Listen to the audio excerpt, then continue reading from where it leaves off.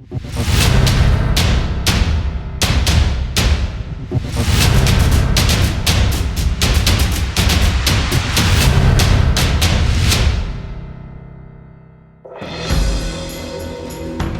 years, Brian Andrews and Jeffrey Wilson have thrilled readers with their Tier 1 series featuring John Dempsey.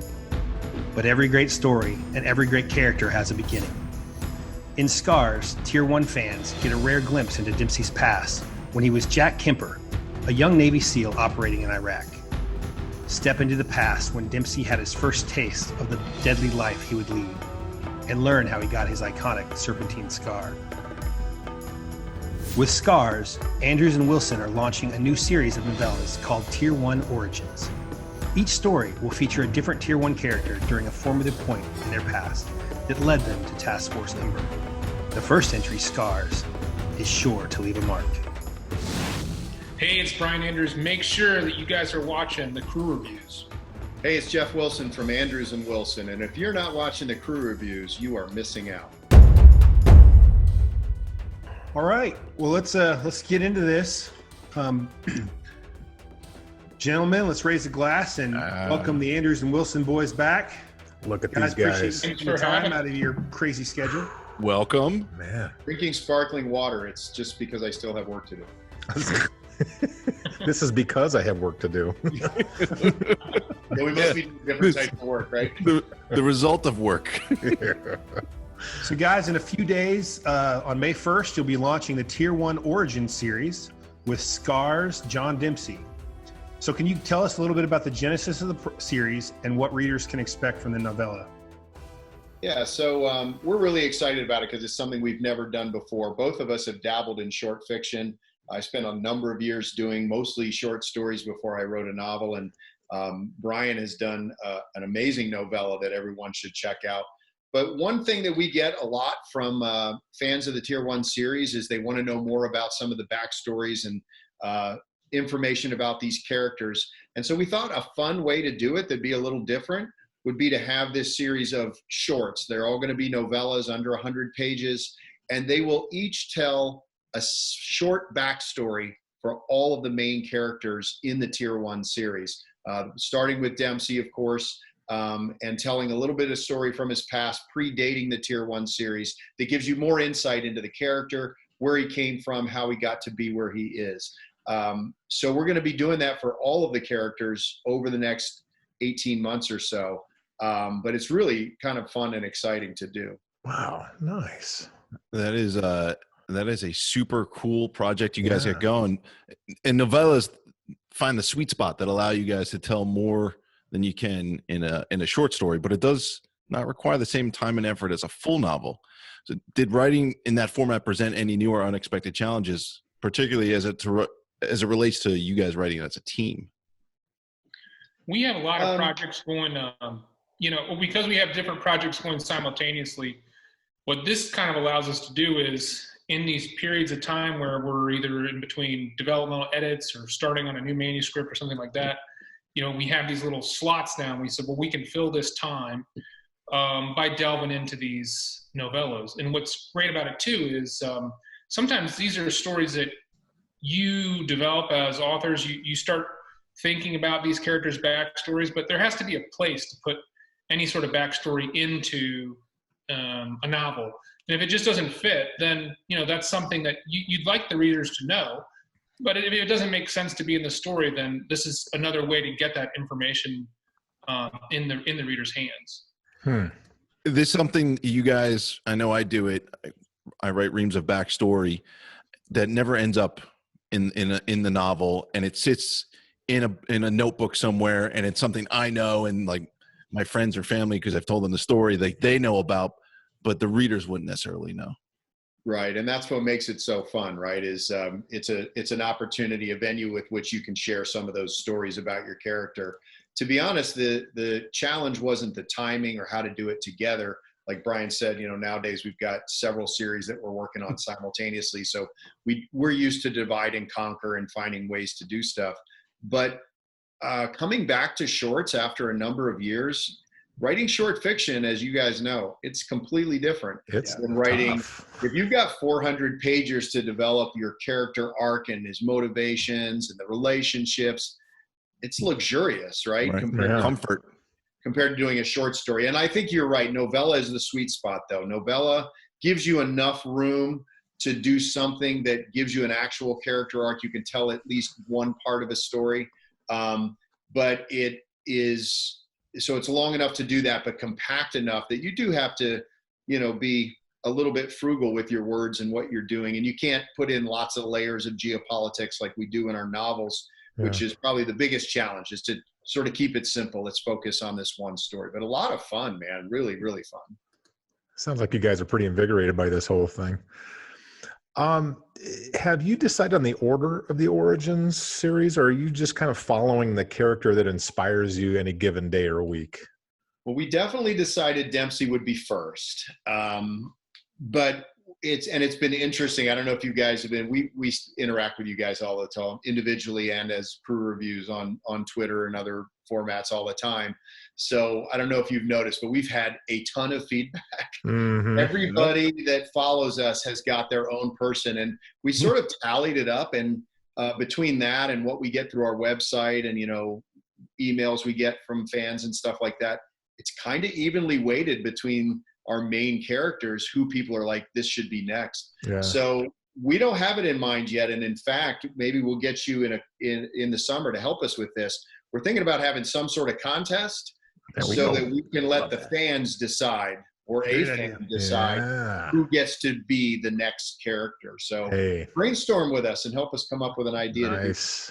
Oh, fantastic. Yeah. Absolutely. Yeah. I'll tell you what, though, that's what you want to hear, is that all those characters were equally beloved by some quarter. I mean, that says you're doing something right with the series. Damn right. Yeah. I love that idea. So clearly you guys need to develop a work ethic. I mean, Slackers. You have Tier 1, you have the New Origin series, Sons of War. What the heck? Let's do a 3-book Shepherd series for Tyndall. So do you know something about an impending apocalypse that you would like to share? But seriously, the pace is extremely intense. What are your tricks for keeping the tank full, both emotionally and creatively? Yeah, I think that the first thing is that, when we first started this together, just talking, we realized that we had a lot of ideas, a lot of stories we wanted to tell. So that's maybe with some authors, that might be the problem is, okay, you've written your first book, or you've written your first couple books, and now you used all your best ideas up. And I would say we're fortunate that we're blessed that, we had a lot of different things we wanted to cover. So there's a lot of fertile ground that's untilled. So that's what's nice about this. I would say the other thing is, and Jeff and I were just talking about this the other day, is that with Shepherds, at least, it's a little bit liberating, because in Tier 1 and in the new Tier 1 series, that shared board series with Chunk that we're going to be doing, it has to be pretty close to real life. We try to, it's an alternate universe, but it's mirroring what's going on in our current universe. So all the geopolitics, they're a little bit of a rift of what's going on. But we try to stay pretty tight, and that takes a lot of research and a lot of discipline. With Shepherds, we get to incorporate this sort of supernatural element, and I'll let Jeff talk a little bit more about that. But that's really, really exciting for us to be able to step out of the confines of our typical Tier 1 geopolitical world and be able to do something where we get to take the handcuffs off, so to speak. Yeah. Yeah, there's obviously in Tier 1, if you read any of the Tier 1 books, you know that there's no speculative elements there, right? We try to keep it tight. We try to write the military action, especially as realistically as we can, the relationships and the geopolitics, like Brian was saying. And in Shepherds, we have this opportunity to take this former, Navy SEAL who's now going to be in this task force, where there are some supernatural speculative elements that we can play with. And it's really fun. Like he was saying, you guys know, I actually started off more in that vein, right? I was writing more in the subgenre of supernatural thriller. Yeah. And part of it is maybe laziness because, I don't have to do any research. I can make up whatever Just I make want. it up. Exactly. So if it's just pure pulling it out of my imagination, that's a little bit freeing. And so here we have an opportunity to sort of combine both of those worlds. We can talk about some current events. We can talk about some geopolitical things as a modest background, and then add these Bible-based speculative elements of, various things, forces of good and evil that are battling, supernatural warfare that's occurring around us. So it's really exciting to sort of marry those two subgenres together into one series. It's going to be really cool. And it's going really fast, I think, because we're both so excited about it, to do something a little bit different. And it's something we've talked about for a couple of years. We actually have brainstormed Shepherds on our downtime every now and then. It's like, if we ever do write that series, what else we could do? So it was like all primed and ready to go. So when we got a contract, it was like, bam. And we're like writing like madmen. Yeah, I bet. Man, that's the pinnacle of creativity, though, right? I mean, it's your creation. You're not trying to make sure that the internet trolls don't like get you moments on any particular thing. Yeah. Well, and the one thing about writing in a more faith-based thing is we want to be careful that we don't open ourselves to that. We want to keep a speculative element, but we want to keep it. We're with a faith-based publisher, Tyndale House. We're just so blessed that they've Karen Watson and the team over there brought us on board. And we want to be true to what their mission is too. And so while this is a purely entertainment focused series, it's an action thriller series with speculative elements, but we want it to be consistent with biblical principles, so that we don't get some of that kind of stuff. Yeah. But that actually makes it even more fun because now you can, even your speculative elements, you can say, well, how speculative is that? Like, so it makes it a little bit more entertaining for us as writers, I think. Yeah. It's actually a perfect lead into a follow-up question. So outside of wanting to stay with the biblical principles of Tyndale, what sort of content limitations do you have writing an action sort of, kind of, you guys have a lot of grit in your normal album. So what do you have to tone down and in regards to content? That's a fair question. I'll tell you, Tyndale House, we had that conversation. We had a very frank conversation with our editor when we sort of started exploring this. And obviously that came up. I mean, there are elements in the Tier 1 series that Tyndale House would not normally publish, obviously. But they are also not trying to restrict us into that, 20 years ago Amish romance Christian fiction, right? So they are bringing us on board, I think, because they want to grow men's action adventure. And so they're well aware of the kind of stuff that we write. And we know that there's elements and, some of the language and stuff like that will have to be toned down for this series. And I think that I won't speak for Brian. I'd love to hear his answer too, because we haven't talked about this that much, but I think I went into it when I started writing feeling like I was going to feel a little bit of that restriction on me as I wrote, but I haven't at all, because we've developed these characters that fit in that world. And as the characters become more and more real to you, the way they're going to interact with one another is different than Dempsey and Grimes are going to interact with their environment. So I don't think it proved as challenging as I thought it would be. And the publisher has been very awesome about saying, look, we brought you here to do what you do what you do, obviously be respectful of what our mission is, but you can be a little bit more gritty than you usually see at Tyndale House. Not to imply that we're quite as gritty as Tier 1, but I'm curious, are you guys the first thriller writers that they have over there in this genre? No, they've got Joel's over there. Yeah, Joel's over there. Okay. Oh, that's right. Yeah. Okay. He's a hugely successful thriller writer, and I don't know how much of this stuff you've read, but I've read a lot of it. He writes some really interesting, really cool stuff. Yeah, I love his work. What an honor to be at the same house with the same editor with Joel. But so yeah, thrillers aren't new to them. Right.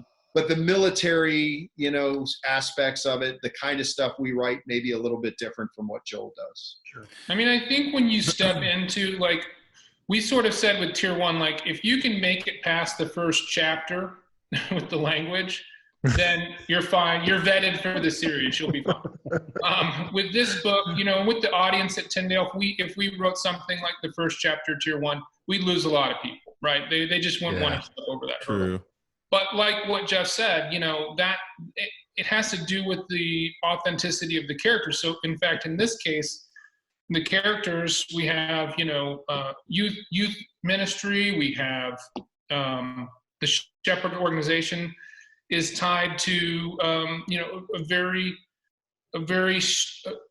honorable code. And so these characters aren't talking like that to begin with. So it was very, at least for me, it's pretty easy to jump into those characters, and they're just talking naturally. It's not like I'm having to refrain from, you know, control myself. That's just not how these characters speak. And I think when you get to a certain point in your writing, when you've written enough books, that now it's not just your story to tell, it's your character's story to tell. If you can really deep dive into, when you're telling the story, if you feel like you're in the character's head the whole time you're writing, then it's just natural. Yeah, just easy. You guys know, did you ever get in that flow, guys? Where Sure.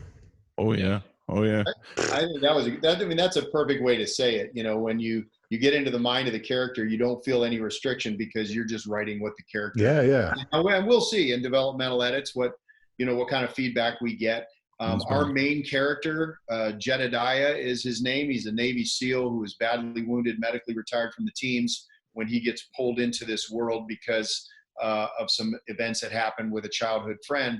And it's kind of fun because he's not, in the beginning of the book, a man walking out his faith. He's a man, in fact, because of an event that occurred in his youth in high school, he deliberately walked away from his faith. He was intending to go into a ministry, and instead he joined the teams and has been a SEAL team leader ever since, until the time of his injury. So here's a guy that is not sort of framed like we're saying. He's not framed as, you know, he's putting restrictions on himself because of his faith.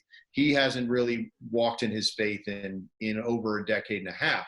And so that was fun because we're trying, now he's pulled into this world where he's over time going to find out that there's this huge multinational faith organization that's running covert operations for good versus evil. And he's got to ask himself a lot of important questions about, what do I really believe? And what am I going to do with that? Like, what does that mean to me? So we do have the opportunity to be a little bit gritty and have a little bit of an opportunity to see things through the lens of someone that's not all in, you know, okay, well, that's bad, that's evil, and I'm going to fight it. But I don't know about this whole, you know, good, bad, God stuff. I'm just going to go get the bad guys. And so this makes it complex. You'll have his evolution as he grows into this mission. It's going to be I think a lot of people will relate to that, the rediscovering of your faith as you get older and you become wiser, hopefully. And you take a look back at your life, and I know as a younger man, I was very religious, and then I went through a period where I was like, nah, not so much. And as I've gotten older and have a family and kids, I've rediscovered my faith. And so I think a lot of people will be able to relate to that story arc. Well, and a lot of military people, right? I mean, those of us that have served. I mean, that's my story that I tell in my inspirational novel, War Torn. There's a lot of us that have, you know, we were pretty secure in our faith until we saw really horrible things. Yeah. Or were called on to do difficult, terrible things. And then we asked a lot of questions. And I know I did in my life, like, well, I wouldn't say I ever stopped believing there was a God, but I sort of got to this point where I was like, I'm not sure he's really doing what he should be doing. Yeah. Like, How do I explain these horrible things in the world? How do I explain, you know, children, you know, killed in the desert and buried, and these horrible things that some of us have seen. And so that was my journey. It was like, I didn't just sort of like lose interest. I was sort of like, this is, you know, I don't see answers here. And I had to go on my own journey to find that again. And so it'll be fun through this character in the backdrop of action adventure. You know, this is not meant to be an inspirational book. It's not meant to be a book that's, you know, necessarily going to be an outreach book. It's entertainment, but I think people will find some questions in it. and hopefully answers those questions that they found in themselves, like you were just saying, Chris. I'm curious, when you both internalize your writing career, do you see yourselves first as the individual, or is the team of Andrews and Wilson first and foremost now? Because Brian works for me. Brian, would you answer that question? Yeah, because if you look at his label, it says the boss. So He gets to do all the taxes then too, right? yeah, taxes are terrible. No, I think this is a great question. When we both started off, we were doing our own thing, and I don't think well, it's obvious we hadn't reached our full potential. Our full potential is writing as Andrews and Wilson. I mean, that's where we bring our best stuff. So No joke. that's where we're at. I mean, that's where I'm at. All right. What are some of the lessons, both from a writing standpoint and probably as much as a business standpoint, are you bringing from your original Tier 1 series to now, multiple series? What sorts of lessons, from both sides are you guys pulling into this new adventure?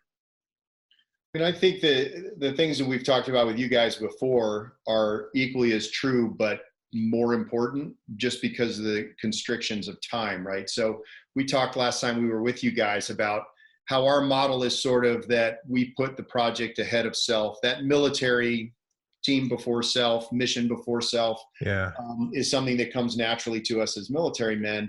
The team aspect of no one part of an operation being more important than the other. You got to do it all together. And so we developed our brand through that technique. We write together. All that matters is a story. There's no ownership. There's no ego.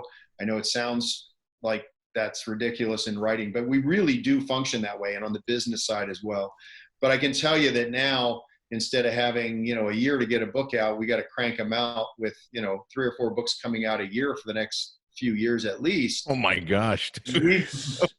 So we've really got to just take the same principles we've discussed before and adhere to them. And now it comes down to division of labor is something we have to be a lot more intentional about. Gone are the days where we can put a project down because it's time to do developmental edits on the last project, and the next book just sits there for 3 months. Well, that's the entire time we have to write that book. So we can't do that anymore. So, we have sort of developed a process by which we're always moving forward. So, when we write together, we've told you before how we do that. We write in tandem. We're writing at the same time, exchanging information. When developmental edits hit or some other business aspect hits that requires attention for a period of time, we now have to divide it to where it's like, okay, you work on the first pass of developmental edits while I continue to work on the Shepherd's book. And then when it's time for the second pass, I'll do developmental edits and you push forward. But no matter how we task it, we have to be moving the ball down the field all the time. There can't be any breaks. There's not enough weeks in the year to get it done. You got to be a time management Nazi. Yes. Yeah. We set ambitious. Well, we started setting more ambitious writing goals, sort of like what Jeff's saying, the days of being able to say, well, okay, it's not working today. I just, whatever, I'll do something else today because the words aren't flowing. We can't do that anymore. So we have individual writing goals for each day. And what's neat about it is I thought, at first, and this is something Jeff actually proposed, he sort of looked at, okay, we'll have to write X number of pages a day together to get this done. And I thought, I don't know if I can do X number of pages a day. It just needs to be whatever I do. But once I started, I realized, okay, no, really, the thing is you just have to get over that initial, it's like the inertia thing. Once you get the inertia going, then writing 6-7 pages a day is certainly doable. It's just getting past that first page. So I think when you feel like you've got this other person that you can't let down, your productivity goes up. And I'm writing faster than I've ever written before. And if you look at it from the standpoint of, okay, it's not just about, that sounds like I'm just saying just get my pages done. But what it really is I want to be able to do this every day and story tell every day. Yeah. In order to keep that, benefit, then I need to write pages every day. Well, do you think that you both being military guys, I mean, you get that team-oriented approach drilled into you from day one. Would you be able to have that same level of production, trying not to let each other down if you guys hadn't gone into service? I mean, it's hard. It's hard to know. It's such a part of who we are now, at this point in our lives. But I can tell you for certain that is a part of it. You're never gonna let down your team, right? And just to expand on what Brian was saying, there are days when you say some life happens and something comes in, and you're like, I was going to do X number of pages today, and today it's going to be X -2 because I have this stuff going on. But if you just look at it like a real job, and we're all writers, so you know what I mean by that. It's easy to get into just sort of I'm an artist and it's got to flow. Well, that's fine. But if you take a day like that, you got to say to yourself, if I didn't make my page count and it's Saturday and I'd rather just go do something fun, well, if you had a different job, your boss expects that you get caught up over the weekend. Yeah. And so wait, who's the boss? Who's the boss? I see it right here. I feel like putting that in on top of myself, saying, you know what, if you can't get it done today, that's fine, but you got to get it done by the end of the week. Right. Making it more like that sort of task-oriented thing forces you to refocus. You walk away, you come back, and all of a sudden you're flowing again. And like Brian said, you can't just crank out garbage. You've still got to. It's not usable. You got to. And if we had to do this, let's say we were trying to do all tier 1 books in a row. I mean, I know that there would be burnout. I know for sure we'd have burnout. But the fact that we get to go between, these different series, that keeps it fresh. We're telling different stories, different character stories. And then by the time you finish that book and you're getting to come back to, okay, now I finally get to come back to Chunk, or I finally get to come back to Dempsey, or I'm coming back to Jed, that is the renewal that you need, that creative renewal that you need. Yeah, no doubt they probably like scenarios of those characters have been tickling, the back of your brain or something all while you're writing the other stuff. Oh, yeah, that's for sure. It does. And it was strange. Like Jeff said, it was really strange because we hadn't talked about Shepherds for a while, and we had actually started working on it at the same time we were working on Tier 1. So that was back in 2016. We started working on Shepherds, and then we sort of put it aside.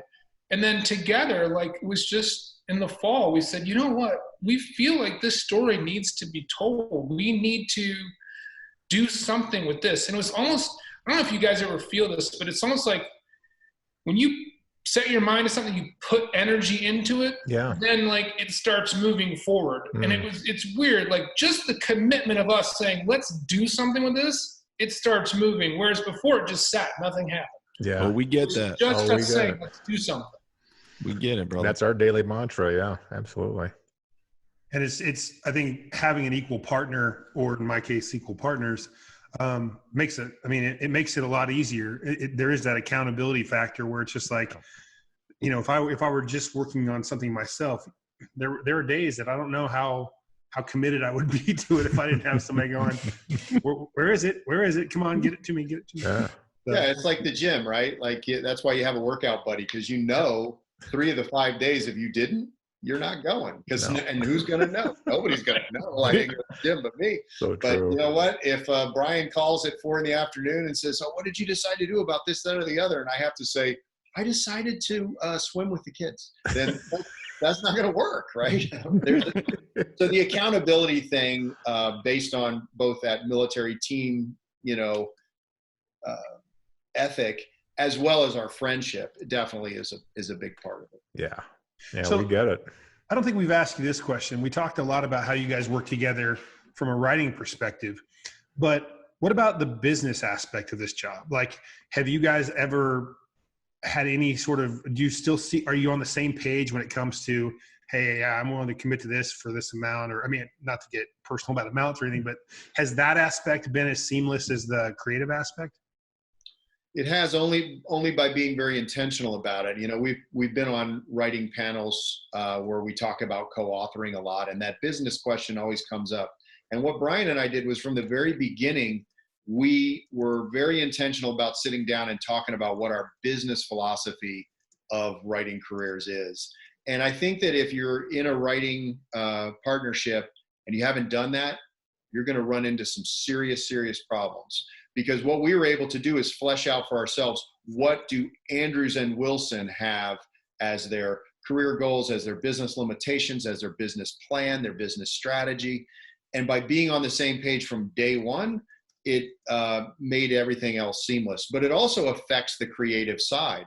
You don't have to stress about that aspect of it because it's all been done and it's all been agreed on. And you know that you're sort of philosophically on the same page from a business standpoint. Hmm. So I'm curious. You were talking briefly about the shepherds, or not briefly, but we talked about the shepherds, and it's really piqued my interest.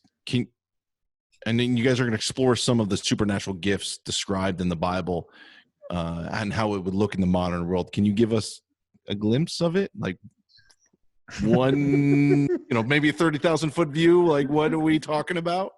Well, there's a lot of stuff in the Bible about prophecy and, seeing things in the future. There's a lot of things about healing. There's a lot of powers of sort of second sight and knowing what's going on in the minds of others. You see stories about Jesus when he was walking on the earth, knowing what people were thinking and knowing what they were going to say. And so, the sky's the limit. And honestly, we're just, even ourselves, we're sort of at the tip of the iceberg. There's so much we can do, and we're only just beginning to explore all the possibilities. But yeah, I would say that anything you can find in there is not off limits to us. And that's sort of the ground rules that we set for the series. And of course, it's going to evolve as the series progresses. So I think what's really fun about origin stories is in the beginning, you're like, what the heck is going on here? And even our main character is sort of wrestling with that, and we all have this, in our daily lives where you pick up the phone to call somebody and it rings before you dial their number. And you're like, that's a little strange. Or, you think I should go do this thing, and you fight with yourself on the little voice in your head. Should I do it? Should I not? And then you do it. And you're glad you did because you avoided calamity. Or you said, I should have done this and I didn't do it. I was lazy and now I'm paying the price. Like I knew that was going to happen, right? So we take a lot of this stuff like that, on first glance, you wonder, is that supernatural or is that just, Jed in his own head or the way he perceives things? And I think what's going to happen as the series advances, he starts to get to the point where he can't deny that this is not just happening in his head. This cannot just all be coincidence. There's something else going on here.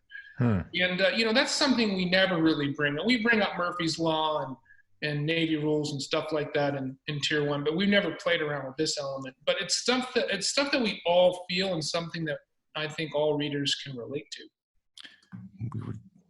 I like it. I have a question for you.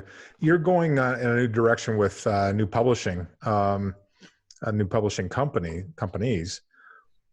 Do you notice a significant difference in transferring that business over to the others? Or, I guess I'm looking for what sort of impact is it working with new company? That's a great question. So he's going to let me answer it. Yeah, well, how about we each take a shot? Yeah. So yeah. How about, yeah.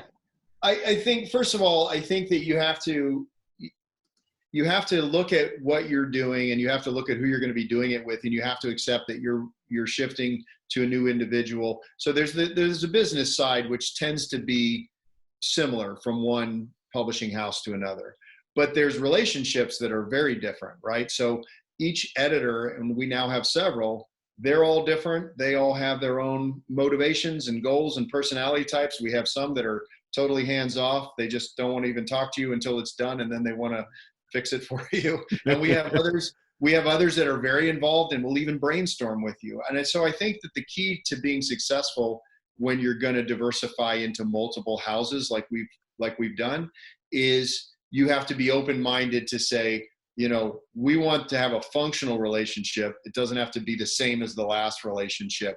Yeah. And I think when you open yourself to that, you'll find that there's like other things available to you, other good things that maybe you wouldn't have noticed if you were closed-minded. So I think that it just requires, just like when we came together as an author team, meeting with these people in advance, having a conversation.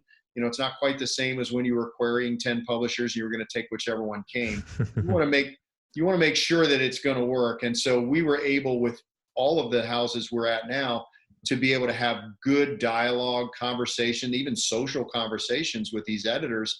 And so we knew going in, yeah, it's going to work. We can just tell relationship wise that, you know, their goals are our goals. They're going to give us the freedom we want. They're going to give us the support we need.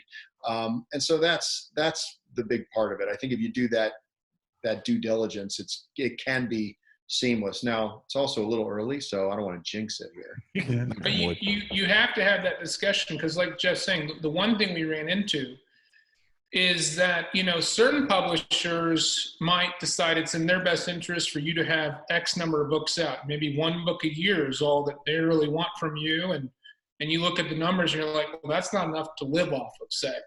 So then you say, well, you know, we're going to go get another series, or we want to do this in addition. And if you don't have a publisher or, you know, partner that says, yeah, that's okay, we're going to work with you because we're going to plan the launches. We're all going to be in this together.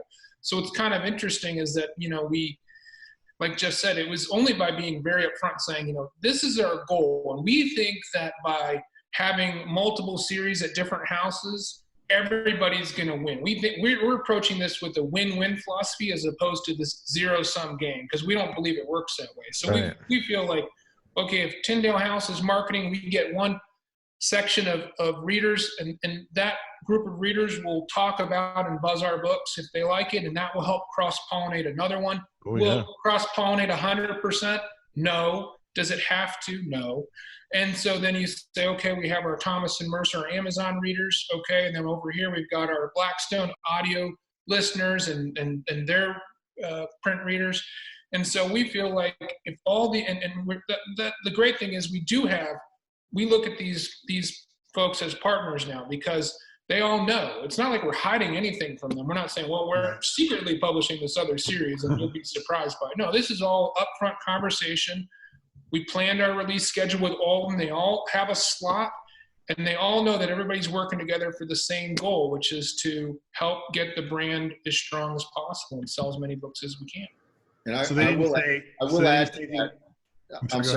add to that we have been very blessed to get the really perfect people for this. And I mean, blessed, and there's some intentionality to it as well. Like we did talk to people and have conversation to make sure we were making good choices. But all of the editors, including the ones that, you know, the one person we'll talk about in the summer, that we talked about offline before, that we can't make the announcement about, every single person has been extremely supportive.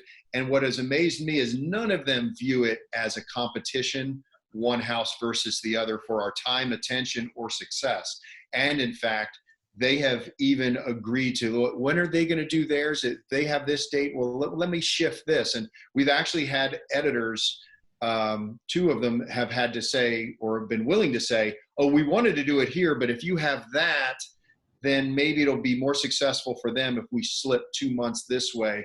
And so what an amazing group of people. Everybody we're working with now, fantastic people that we're just really honored and blessed to be working with. So it's like Andrews and Wilson every quarter then. We've talked about how authors are a rare breed, and that, generally speaking, there are exceptions, I'm sure. Everybody's rooting for everybody else, because the healthier this industry is, the healthier it is for each one of us individually. And it's nice to see the publishers seeing it from that sort of lens, because, you know, again, if this was the movie business, it wouldn't be like that at all. So it's very, very good to hear. And there are exceptions. You're right. There's exceptions for the writers and the editors. During our last couple of years, as we wanted to grow our brand and expand into other houses with other series, which has always been this diversification, like we talked about last time we were on, that was always part of our master plan, right? And I will tell you, we've encountered editors who were like, oh, I'm interested in this, but yeah, you know, you need to be our writer. And so we're not working with those editors, and that's okay. They've got their model and we've got ours. So There are exceptions, but you got to be very intentional about making sure you're with the right people at the right time. Yep. So we've discussed your broad canvas of ideas and projects. So you guys are locked up for the next couple of years. Obviously, that doesn't stop you from adding a new project. But how far out have you game planned? Is there a specific metaphorical mountain that you have out there on the horizon that you plan to climb? I mean, I think we're game planned out 2 years, for sure. We don't have any more bandwidth for nothing new in the next 2 years. Okay. But, after that, we're open to other opportunities. I mean, one of the things is that we have another book that Jeff and I wrote before all this craziness ensued. It's sort of a techno thriller that we're with an artificial intelligence component. We haven't sold that book. We'd love for that book to come out. We don't know where that could land or how that would look, but it's already written. So if that book finds a home, then that would be something different, something different. Damn, you guys are impressive.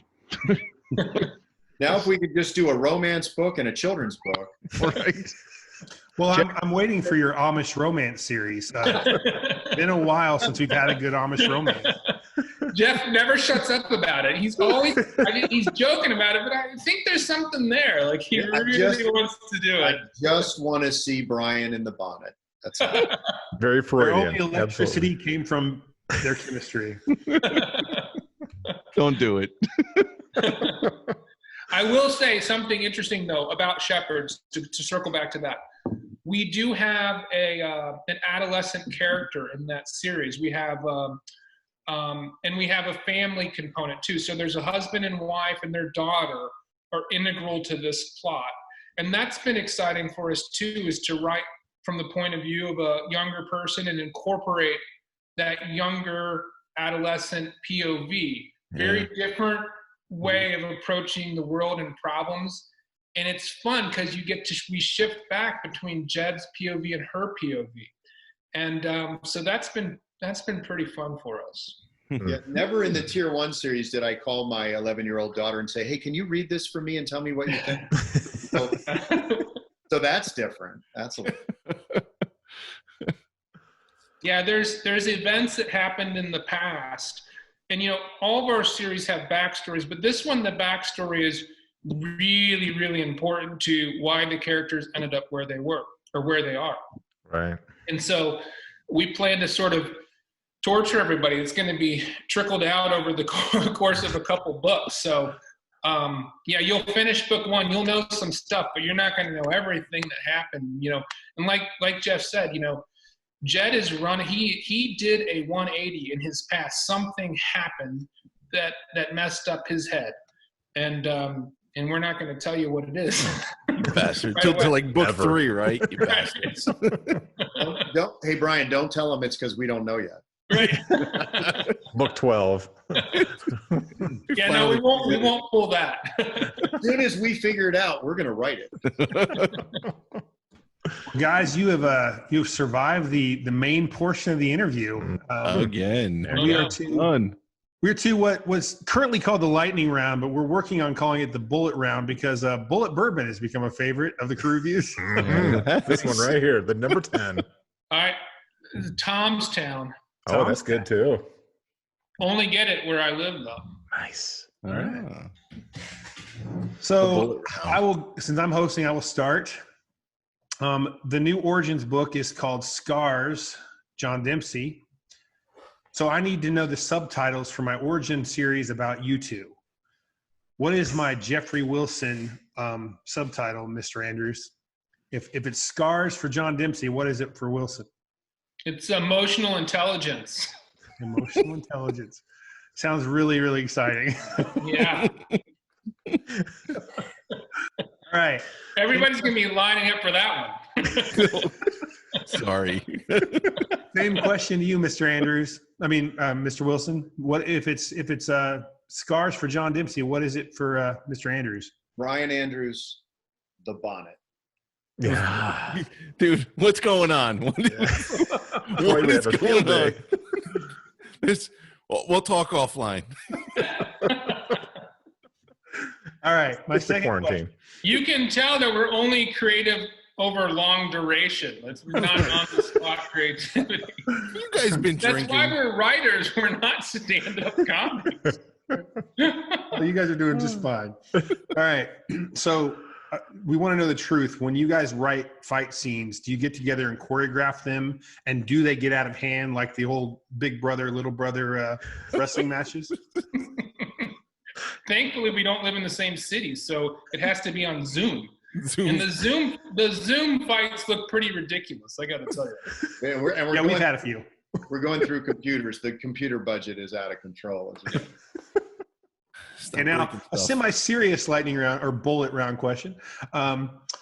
What gift or talent of each other's do you wish you had, and what flaw are you glad you don't? Come on, man. Yeah, sorry, dude. You got to We're trying to answer. crush their partnership right away. Here's a knife. Stab him. I will. So I'll start.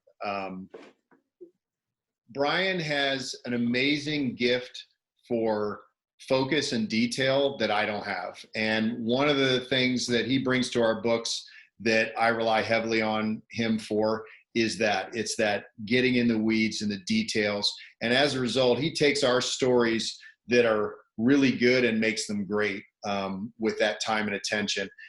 I have a shorter attention span than Brian does. So when that book is done and we've made like our first pass through it, I kind of am done with it and I'm ready to be on to the next thing.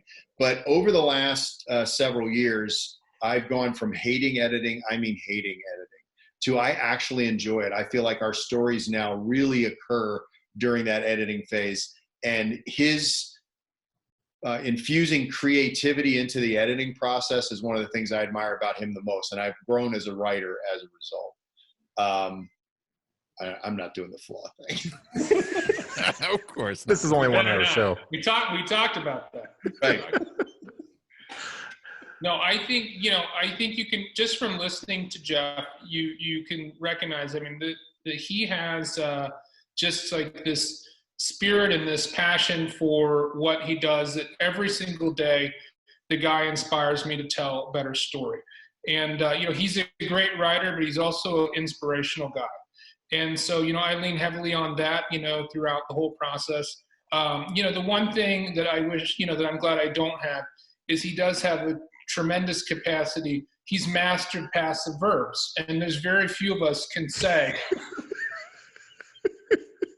No, we weren't doing flaws. Too late. No, you weren't doing flaws. I wanted to go again. You took the high road, brother. Sorry. Aren't you the guy that moves on? It is a running joke with us. The passive. We edit. We will give each other stuff to read on occasion, and we're kind but brutal. So I feel like there's nothing more powerful than a sentence like "he was sad." What's wrong? Yeah.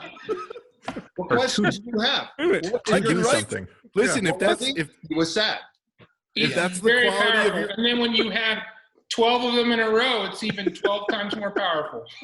Oh my gosh, I could write with you guys. That's like Going right to up go my alley. to. Yeah. My questions are a little bit more. I'm fascinated by what you guys are going to be putting out with the Shepherds series, and so my question is a little bit more biblical. So there's 50 million members of the Ethiopian Orthodox, and I'm probably going to butcher this, Tewahedo Church, who claim they possess the fabled Ark of the Covenant. I don't know if it's actually there, but where do you guys believe it's actually located, the Ark of the Covenant? No idea. Hmm. But I will tell you, I don't know that from a faith standpoint, it's that important where it is. I Right. think, Yeah. it's exciting. Like as a writer, come on, Indiana Jones. Indiana Jones. Right. I mean, there's something so exciting, and there's been so many really cool things about the supernatural powers of it. And some of that's biblical, everyone feels horrible for that dude, right? That when they're carrying the Ark of the Covenant, it started to fall and he's like, "Oh, I got it." And then doing the right thing, he saved it. And so God struck him dead. And you're like, Yeah. wow, that's Yeah. Not nice. Kind of brutal. So there's just so much cool stuff about the Ark of the Covenant that has been used in literature and film, and all of it is great. So as a writer, I find it fascinating. In terms of my faith, I don't care where it is. Right. Kind of agree with you. Brian, you can answer this one. What do you think was the last pair of animals Noah led up the ramp to his ark, and why? I mean, I'll tell you the answer that popped in my head just automatically. I don't know why, but the Komodo dragon popped in my head. I mean, they're slow, and if they bite you, your limb rots and falls off. So I can't imagine you want to get them on there. They have to go last, right? Otherwise, nobody else gets on. Brian, that was a great answer, dude. It's the details. Right, it's the detail guy. In line with the ark, do you think the Spear of Destiny still exists, and what magical powers might it have, if any? What do you think? What do you think, Jeff?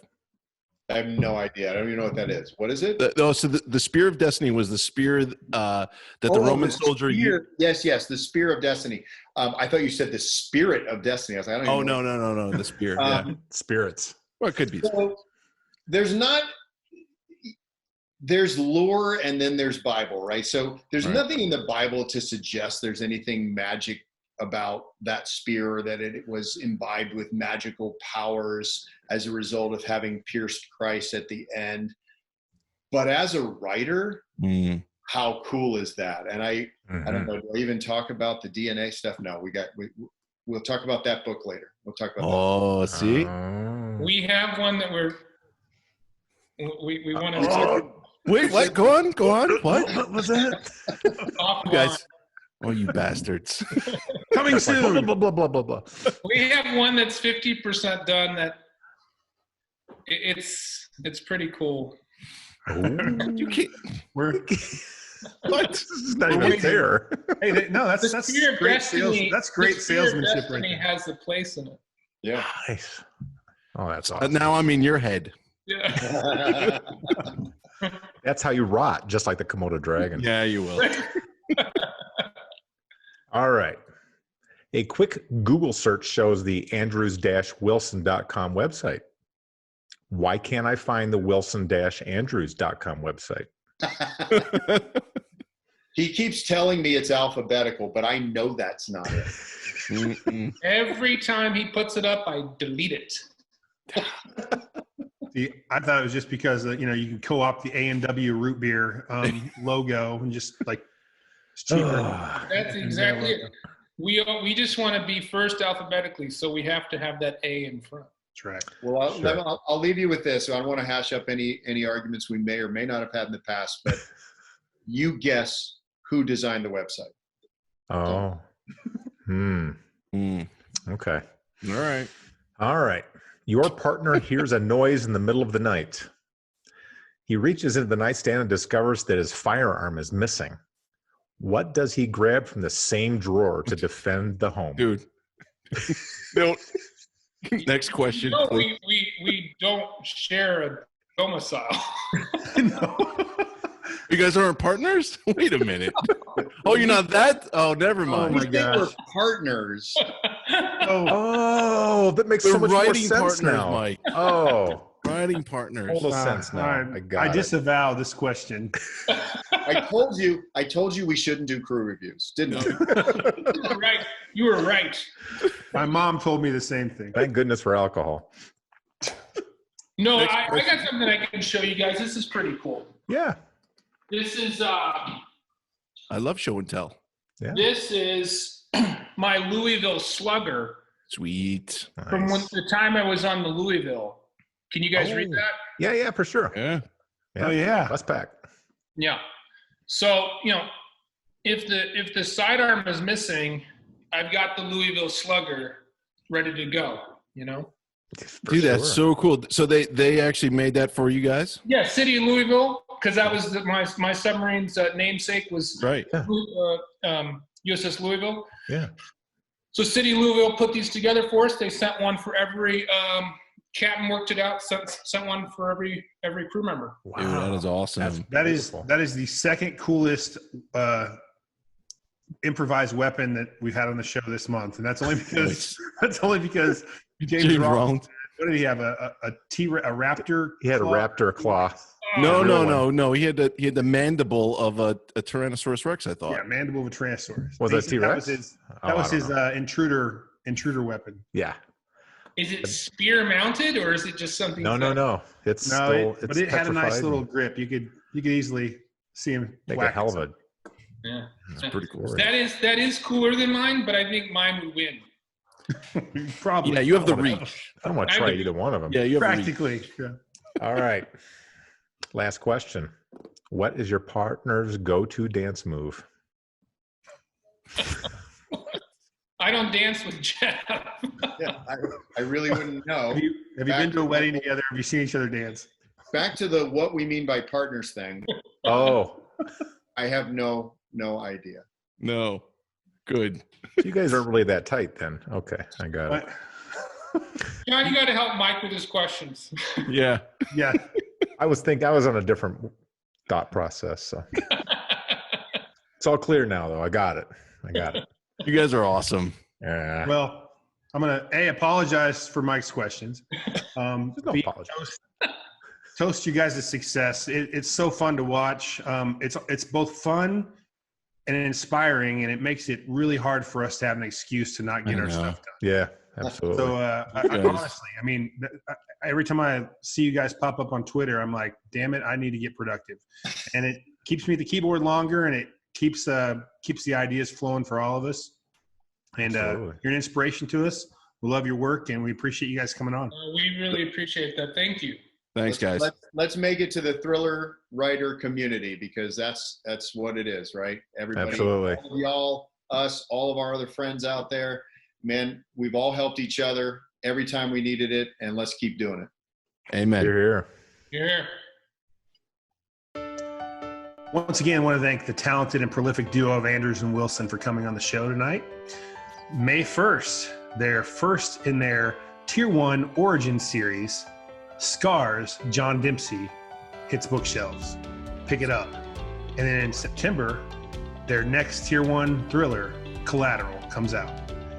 Every Monday, check the crew reviews out for another great author, another great interview, and a drink or two. Boys, at least. Good show. Cheers. Well done. Well done.